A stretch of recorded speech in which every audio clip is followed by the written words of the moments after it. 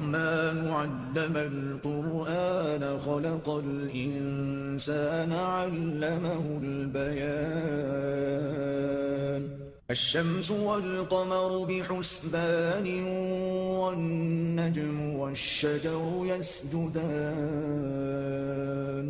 والسماء رفعها ووضع الميزان ألا تطغوا في الميزان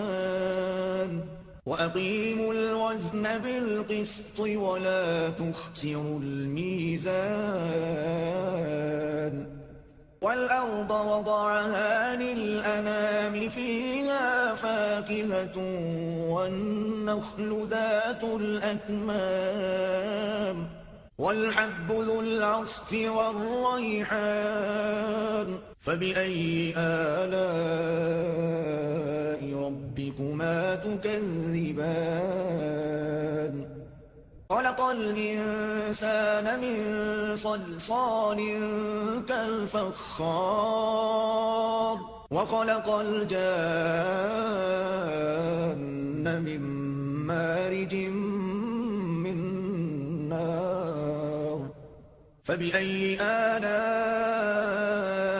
ربكما تكذبان رب المشرقين ورب المغربين فبأي آلاء ربكما تكذبان مرج البحرين يلتقيان بينهما برزخ لا يبغيان فبأي آلاء ربكما تكذبان يخرج منهما اللؤلؤ والمرجان فبأي آلاء ربكما تكذبان وله الجوار المنشآت في البحر كالأعلام فبأي آلاء ربكما تكذبان كل من عليها فان ويبقى وجه ربك ذو الجلال والإكرام فبأي آلاء ربكما تكذبان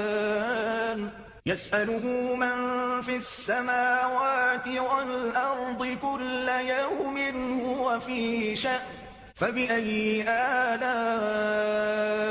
ربكما تكذبان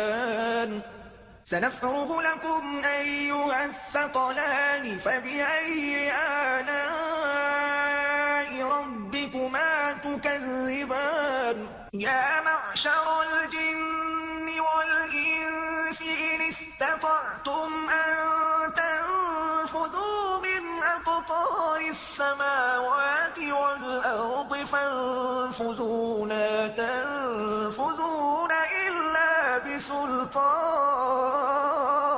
فبأي آلاء ربكما تكذبان يرسل عليكما شواظ من نار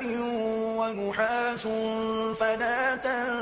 تنتصران فبأي آلاء ربكما تكذبان فإذا انشقت السماء فكانت وردة كالدهان فبأي آلاء ربكما تكذبان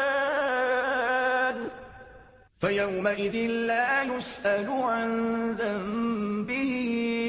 إنس ولا جان فبأي آلاء ربكما تكذبان يعرف المجرمون بسيماهم فيؤخذ بالنواصي والأقدام